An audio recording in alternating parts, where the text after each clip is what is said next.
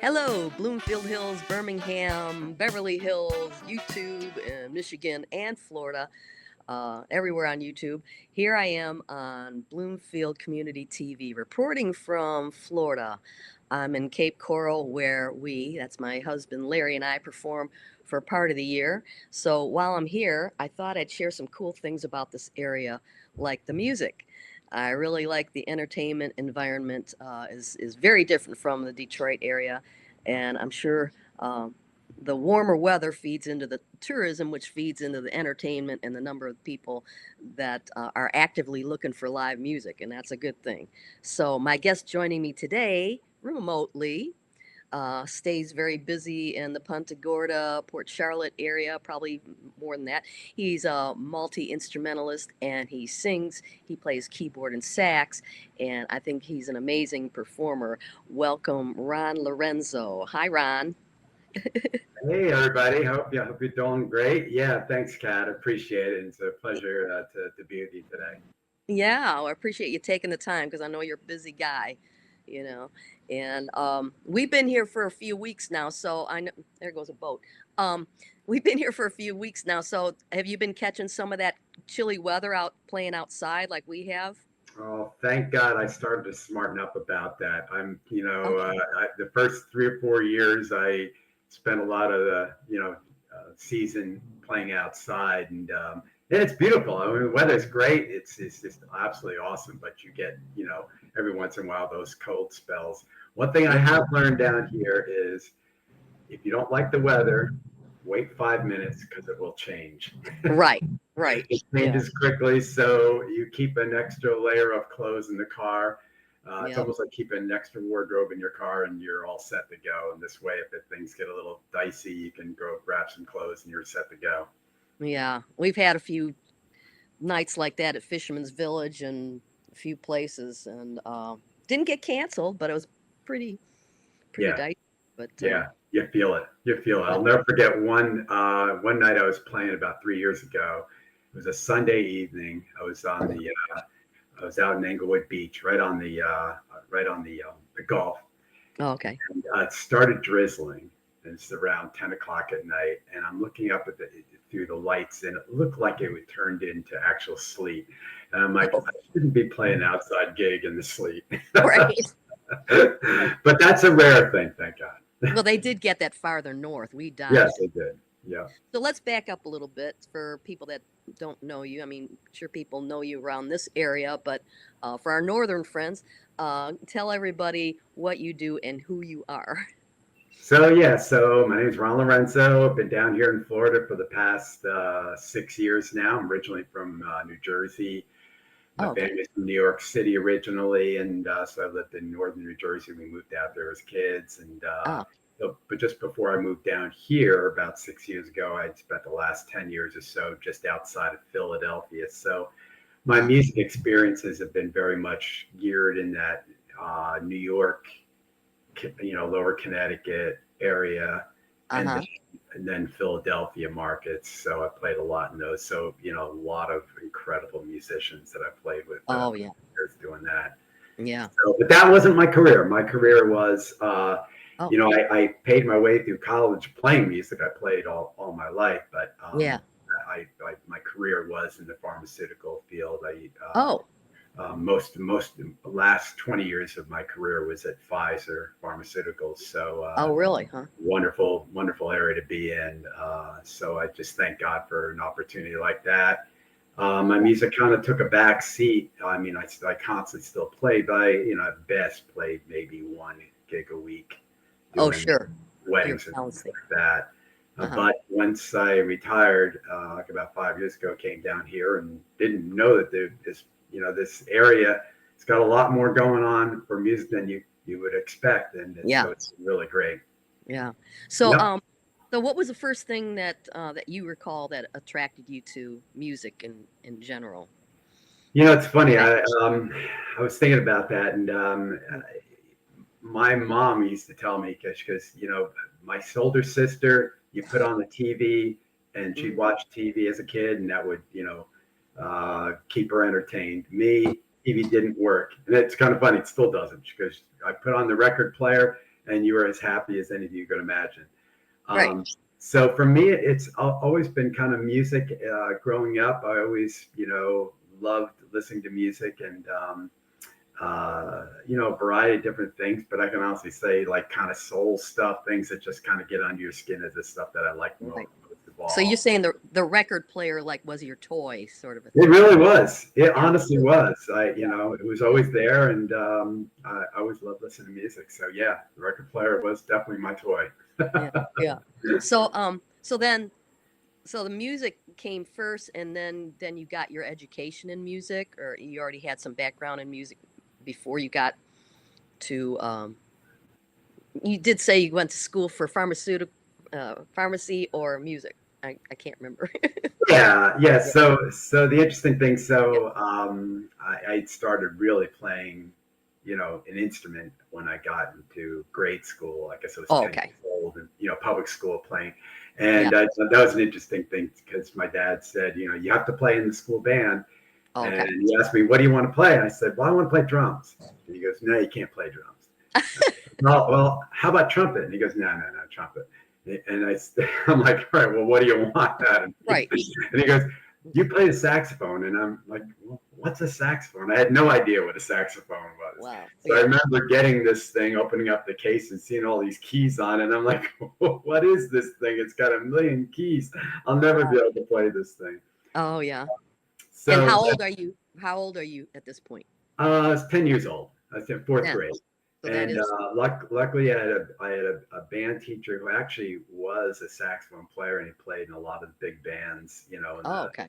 50s and so on. So he was really good. So he ended up being, I had the blessing of having somebody that really was almost like a private teacher, because he really, Oh. I guess he saw something in me or whatever. And he Oh. was a real help for me for those years, up until I was in high school, and then I took private lessons from somebody else. I can honestly tell you that I think the private lessons is the biggest thing, Yeah. because you get experience from somebody who's gone through the pain of learning something, and Yeah. it's the hassle of missteps, I guess you could say. Yeah. So Hmm. that was 10 years of age. Hmm. In high school, I started picking up the rest of the wind instruments, flute, clarinet, and then piano as well in high You play school. flute. Okay. Yeah, yeah, yeah. So the piano as well in high school, and then guitar, I guess, was around 18 or so, 18, 19. Actually, it was Oh, yeah. really So, multi instrumentalist. I didn't know you played guitar too. yeah, yeah. I don't get as much chance to play those other instruments now. It's kind of like how many instruments you want to bring on a gig. Well, there's that. Exactly. Exactly. I Yeah, understand. yeah. So, so then what, you might already mention, but what was it that led you, you say New England area, led you Mhm. to Florida besides the warmer temperatures? I mean, was there any, did you know that there was a more of a scene down here or? I really didn't. I wasn't even thinking that when I had my grandparents lived in Florida up towards Okay. the Orlando area, and I remember going down to visit them during college breaks and so on. And I always said, "Hey, I am going to move down here." Well, Oh, okay. I almost ended up moving down here as one of my career steps in the pharmaceutical area, but Oh, that changed up, and I ended up staying up in the New England area. Well, I should say, the Connecticut, okay. New York area. Hmm. But anyway, it was funny. I was one saying I was going to move down here. It turns out that I was the last. All my other siblings all moved down here, and my parents moved Oh, here first. Um, but I was always ready to do it. I always said, "Boy, when I retire, this is going to be the place I'm going to be." So yeah. exactly where I wasn't sure, and lo and behold, the West Coast is really what I really turned out really liking, and Yeah. I was really surprised at how much the music opportunities turned out to be pretty good. So Yeah. yeah, It's quite a jump from an urban area, like between Detroit and here, and you say Philadelphia, and you spent time in New York and here. Do you feel like you have to scramble more in an urban area, or do the gigs come pretty easy? And it's different. I was up there, small fish in a big pond. yeah, Um, you know, uh, Up there, I can honestly tell you, all the musicians that I worked with were really top end, great players. I bet. Played on plenty of people's albums and so on. And I can tell you, I was just the average guy in the mix. But the blessing was that you'd be able to play with guys that are that kind of caliber, and Yeah. it keeps you on your game. And here I was, in most cases, leading the band with Okay. guys around me that were just stellar, so it was really Wow. awesome. Yeah. A lot Yeah. of fun. Down here, very, very different. You got a lot of people that maybe, played instruments, high school, college age, and then got in their careers and then retired and said, boy, I'd love to pick up an instrument again and starting up again. So um, it's just very different. Up north, a lot of really high-end players. Down here, more Yeah. kind of average players, but people who've got a real heart for music as well. So Yeah. just a little different. They're Yeah. working hard. But I do notice in general, a lot of people, like you say, well, in Detroit, I might be wrong, but a lot of people retired from automotive and decided to get back to playing music too. And it kind of almost flooded the market to me, tons of bands out there and less places to play. Um, and it just made it the supply and demand, I guess, a little bit different. Whereas here, everybody goes to retire and they're looking for a place to find the music, so which works to our advantage. Yeah, but there are a lot of musicians down here. There's tons of bands, so that it's just the scale's different. Down here, it's not the high end production stuff. I mean, everything I played up north was really high dollar, Okay. agency contracted big events. Oh, okay, sure. Well, that was really what that market was. It wasn't like down here. It's like the local tiki bar kind of thing. You know? Right. That stuff doesn't exist up there. It really is much more top dollar kind of thing. So, were you union? No, I wasn't. That's the kind of thing that it really, for the most part, like by the 80s, it pretty much was a thing of the past from a musician standpoint. New York City, a little different, right? In Midtown, I can tell you that it was a little bit more union things. Mm-hmm. In my case, I didn't have to because I was working under an agency who had all those contracts like that. So I didn't have to bother with it. Okay. And so then you're a solo act now, but so before you were playing in full bands then?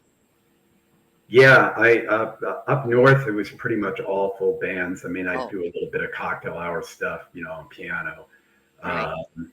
But yeah, that was real. I didn't do any single acts until I came down here, and actually, I think what really kind of threw me into it more than anything, I did play with a couple bands down, here in the beginning, but there was, again, the musicians that were in it were kind of, for the most part, retirees that want to stick their toes back into it, and they weren't really full on committed to it. So you find bands down here that start and then they fall apart and they start again and so on. Yeah. So I think that there's always that push and pull, dealing with other personalities and different points in everybody's in life, what they're sure. Yeah. Yeah. Up north, these people were career musicians. It was like, if you didn't do it, you didn't eat, Right. It's a little different, I'm retiring, I want to have a good time. That's the mindset down here, so yeah. That's interesting. Yeah. So you write your own music too, right? Didn't I hear something? No, boy, I'll tell you, I am not. It's the funniest thing. I am the most non-creative person on the planet. I could have sworn I heard you. You're an artist. I'm like, well, not an artist in the sense of, of creating stuff. You did something at your gig where you said that this was one of your tunes or something, or maybe I can't. There's plenty of times I'll take groove tracks and stuff and create gotcha. over the top of it, but that's honestly off the top of my head. I think that I guess doing it long enough, you learn to transition from just improvising to really making a melody on the fly. Sure. And I do a lot of that kind of stuff. So people say, "Well, that's an interesting tune." I'm like, because is it written down anywhere? I'm like, no, only in my mind the last 30 seconds. Right, right. Don't ask me to reproduce it because it won't come out the same. Right, right. Yeah. I get stuff where, in fact, I was dreaming something last night. I must wake up and write it down, and I don't, and Yeah, and in the morning, forget it, it's all forget over. it, it's gone. Yeah. Great ideas in the middle of your sleep. Just gone. Yeah. But oh, so do you have um, what are your most memorable moments performing? And is anything that stands out? Uh, It's interesting. I guess my favorite music moments have probably been the people I've been with. yeah, It's I've been around a lot of great players, but I can say it was the great players I developed really good friendships. And in yeah. some of them, you kind of like one of them that I always remember really fondly, believe it or not, this is going to sound weird, was a 50s and country band. Everything wrong for my music style, but that was what I Oh, was doing at the time. And they were just okay. really good friends of mine. Yeah, Um, and I'm not a 50s, saxophone player. If you heard me, it's like that doesn't sound like my style. And I really didn't gravitate to that by any means. Nothing wrong yeah. with it. It really wasn't my thing. Right. And they also played country music, and it was actually how I really got to be a guitar player as well, because obviously there's not much sax in country music. Yeah, I've been The there. guitar player said, "Hey, we could use a second guitar player." And he goes, "Let me really work with you on it." And I played a little bit before in the past, so Okay. so it was fun. I really kind of learned that. So it was stuff like that. Then I can tell you, one of the music agencies up in New York did a lot of pop and funk things, and Oh, that okay. that was really really fun to play with. Yeah. So kind of things like that. Just some of these were really big events in the city, and and it was a lot of fun, a lot of Yeah. good people. So down here, I think it's just working in some of the places that I play at. I think at this point I've been able to find places that just are fun to work at. Yeah. Good, restaurant or club owners that I've developed friendships with as well. Yeah. So that makes it nice for me. Yeah. By the way, tell Gus hi. Yes, Gus is awesome. Gus is awesome. That's a funny story in itself. I'm going into a place and to play a private party, and someone said, "If the owner here likes you, you'll be here for forever."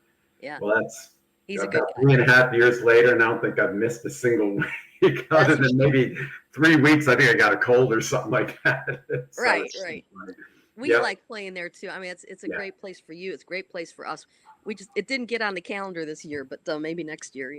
But Yeah. yeah, and but that's a fun place. And let's see what else. Oh, and you play the Isles, Yep. and we play a lot of similar places. But Yeah, I think yeah, it's kind of neat. yeah, it is. I hear your name dropped an awful lot, and Oh, obviously, everybody really loves you guys. No, honestly, no worries there. okay. I know this other saxophone player. She's really awesome, and her husband's just really great. And I'm like, Oh, yeah, I know exactly who you're talking about. oh, that's cool. That's cool. That Larry, yes, awesome. Yeah, we're So, really happy to be doing this over yeah, here, and yeah, happy to be working in up north too. And yes. so so you picked up the sax first, and then you went to flute, something like Yeah, that. yeah. Oh, okay. Sax is my first instrument, then flute, and then clarinet shortly after that. Oh, okay. Yeah, saxophone definitely first. I did the total opposite, and I might have mentioned this before. I did total opposite. It was more of a challenge to go from that armature of the Yeah, flute to the sax, and my instructor had to pretty much start me at square one and get me the right mouthpiece and reed. And um, so, do you think it was an easy transition going from sax to flute? yeah. That is the biggest challenge between those two instruments, right? Because there's Yeah, nothing the yeah. same about Well, the key, about how you use your mouth. We call yeah, it the embouchure. fingering. For anybody who's not Yeah. a wind instrument, it's called how you use your mouth is called the embouchure. But basically, they're Yes. totally different. Yes. And so the Yeah. fingerings, you got the blessing of them being similar, but Yeah. The mouth totally different. I always laugh. From people who I know who try to pick up a sax and they say, "Boy, I started trying to play this thing and it just didn't sound right." And I'm like, "Yeah, saxophone is the most ugliest sounding instrument for the first 6 months." I remember trying, teaching it. I remember I guess in high school, teaching a couple of younger kids how to play sax, and I go, Yeah. 1, 2, ready, play, Yeah. because it was like sound like a dead seal, Right. somebody like crying for help, you Right. know. Well, But I made some serious noise back when I was in Colorado, trying to teach myself, and until, like I said, I found that teacher and broke it down to the exact type of mouthpiece and getting the yeah, tone right. And I think it took me about 7 years to get my tone right, really. And that's yeah, what you got and to do. that's the other thing about it. Every instrument's got its little plagues and whatever, and little, things that Yeah. they fool around. Like I think with guitar players, and always working, to get that right sound, that crunch sound, whatever else, the pedals right. With saxophone, and it's all about mouthpieces and reeds. And Yeah. man, let me tell you, the variables are like in the thousands, because there's Yeah. so much mouthpiece manufacturer, and what works for one person absolutely does not work for the next person. It's almost like they look at you and say, "How can you play on that?" And then Yeah. they're set up, and you say, "How can you play on that?" Yeah. The instrument itself is such a small player of it. If I played a really high end Selmer and compare that to a beginner instrument, as long as the beginner instrument's working right, you would hardly be able to tell the difference between the two. But if I change out a mouthpiece, it's like forget Yeah. it. Yeah. And a lot of people come up to me, doesn't take a lot of air to get that, blow through that. And I'm like, my mouthpiece and reed. That's Mhm. it's the key right there. And believe me, I pissed off a lot of my neighbors over the years, Yeah. early. I was like, Don't live in a condo playing the saxophone. I'm talking about trailer Yeah, park. right. Exactly. On 90-degree Yeah. days, I'm like baking in a trailer, Yeah. just trying to do long tones and just squawking like you say, Yeah. but I'm not allowed to play in our house. My okay. wife's go Or play. Hey, don't you have someplace to go? or I used to be on the road in an apartment with the band in another room and try to play up against a wall. Yeah. Yeah. And All the meanwhile, the time. guitarist is just plink, plink, plink with Yeah. maybe a little amp, if that. And, I'd have to suffer and, try not to make too much noise. It's Yeah. just not fair. It really isn't. It really is. But every instrument's got its own headaches. I think of playing Right. piano, and it's like a whole nother deal. Well, you're not so worried about the piano sound, other than creating new sounds for your keyboard, because I do a lot of that. Oh, sure. And that takes a lot of time. But it's Right. really, honestly, it's voicings. How you set chords and voicings to get a certain texture. And boy, let me tell you, that can get really crazy complicated after a while. Yeah. Yeah. Yeah.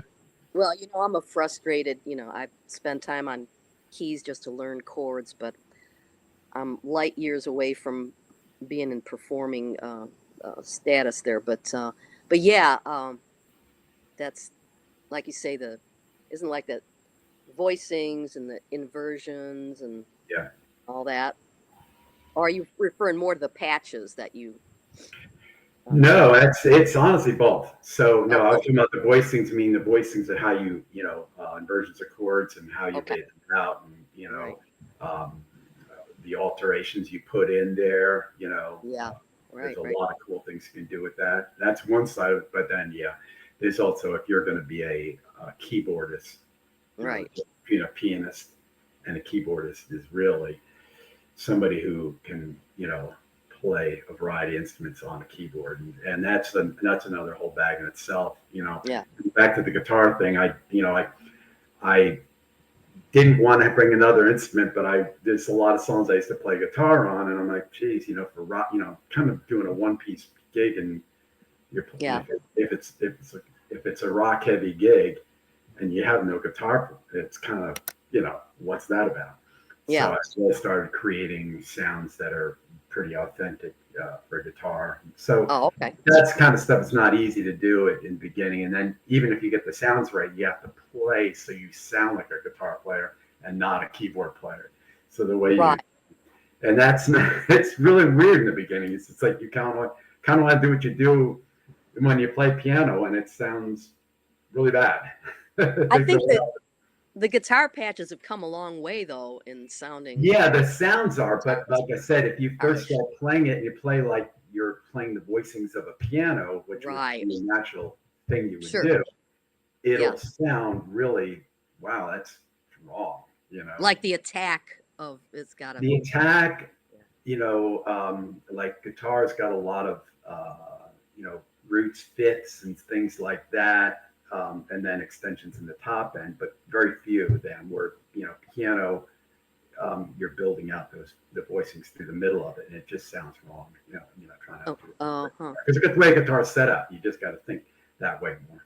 Yeah, yeah. It's Yeah. interesting. But so being as busy as you are, do you have any downtime where you just have time to do other things? Yeah, one thing going into retirement for me, like some Yeah. people say retire, and like, what are you going to do with your time? I'm like, are you kidding me? My career has always been the limiting, element in all of my hobbies. I've always, I love working on cars. I love Oh, electronics, okay. on stuff like that all my life. Yeah. Building, I've, build extensions on homes myself. People laugh because it's, like, try and do things like that. Oh, And then, I also lead a couple Bible studies. I'm a born again Christian, and so oh, I do a lot of that too, and just have good friends in that realm as well. And so, mhm. um, actually, I can honestly tell you, my life is way busier now than when I was in a career. So, yeah. Yeah. And that's funny how it works. You're starting sort of scaling back, but then you're still busy. Yeah, now it's like out of control. I'm like, oh my gosh, I gotta cut that. I have no time to enjoy my life. Well, I'm No, but you're doing things that you like. So exactly, yeah, that exactly, you are yeah, enjoying your life, exactly, right? yeah. So, um, are there any places that you're not playing that you've always wanted to play? Come to mind, or Um, there's, I guess the biggest thing is I'd love to get a couple different types of bands that I'm working with regularly. I would love to, get a band where I can kind of do some of that pop funk thing again that I did up in New oh, York. A lot of fun, do yeah, that. I yeah, missed that, but people that are gonna flake out like down here, like I said, the retirees. It's just the way they think. yeah, yeah. So more of that. I would love to be able to do just a jazz thing again because honestly, I haven't done that for forever.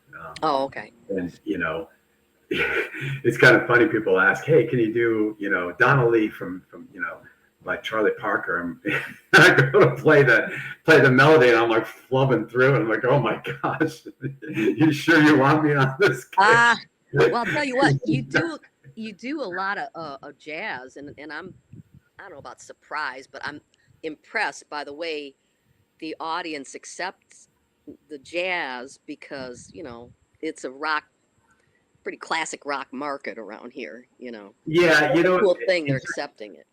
it's almost like the interpretation of what jazz is, right? Well, So true.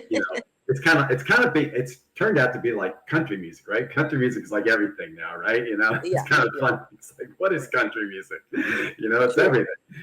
So, but jazz kind of way. So I kind of look at it this way. For the most part, when people say, "Hey, play me some jazz," I'm like, I know what they really want. They kind of want that pop flavor, Yeah, smooth jazz, but nice solid beat and groove and things like yeah, that. That's kind of what they're looking for. If you throw like standard jazz at them, they look at you like, where what planet it's are you true, from? It's true. totally but on occasion it's fun as a musician to play that. It's a little bit more challenging, so it has its own thing, and Right. honestly, that's the kind of stuff, if you want to really learn how to do improvise phrasings, Yeah. and different types of runs, go back and do the homework of that kind of stuff. Wow. Yeah. Learn some of those transcribed solos of Charlie Parker as a start. He's a great first from the understanding how to play what they call inside the chord changes, and then venture out Oh, of there. You know, the coal trains to get outside of that, and think yeah, more, atonal. Yeah. yeah. But I Yep. know what you're talking about, the crossover area of Yeah. jazz that the general public can relate to, and Yeah. you know, Yeah. I used to That's the listen love. to Rassan Roland Kirk and No, so no, none of that stuff. That's too crazy, bro. My monitor, it's kind of funny. How I tell if people are enjoying it, if I'm looking around, I see people sitting there at the table and they're tapping their feet, yeah, or something like that, or they're moving around a little bit. I'm like, okay, I'm on the right track. yep, If they don't realize they're even doing it, but if I see something, yes, I'm like, okay, we're good, we're good. yeah, If exactly. I see they're covering their ears, I'm like, okay, that's probably not good. Covering the ear is not a good. Exactly. We're not doing the right thing here. Yep. So, are there any shows you want to tell everybody about, or do you have a website? I actually, I used to post my stuff on my website, ronlorenzo.com, but I Okay, actually stopped doing it just recently because everybody's been asking, hey, can I find you on Facebook? I'm like, okay, yeah, I'm not a big Facebook guy, but okay, but now honestly, I post my calendar on Facebook. It's just Ron Lorenzo, and you'll see me there holding the okay, sax. okay. Looking sort of cool, not very cool, but Okay. kind of look cool, I guess. I'm sure it's all cool. So anyway, I post it every month there, and just Okay, like most of my stuff is downtown Punta Gorda area or right. Charlotte. I pretty much stay in that market because I live here, and it's been Yeah. been able to do that. All So right. yeah, yeah. All right. Well, Florida people, snowbirds alike, and Michiganders coming to Florida, look for Ron Lorenzo on his Facebook page. And look for Ron Lorenzo on Facebook. And thanks again, Ron, for joining up and um, taking a minute out of your schedule. And we'll see you around Punta Gorda. Okay. Sounds good. I look forward to seeing you too. Do another thing where we can bump into each other and play a Yeah. little bit together. We're gonna try to get over to All Star and Yeah, we actually have a few Fridays off because we're busier during the week, so that could happen, So yeah, that'd be great. all right. Well, hey, Looking take forward care. to it. All right. Thanks Take again. care. Thanks again, Kat. I appreciate it. Okay. All right, And bye-bye. Bloomfield Hills, Birmingham, Michigan, uh, and all fronts in on YouTube. See you later.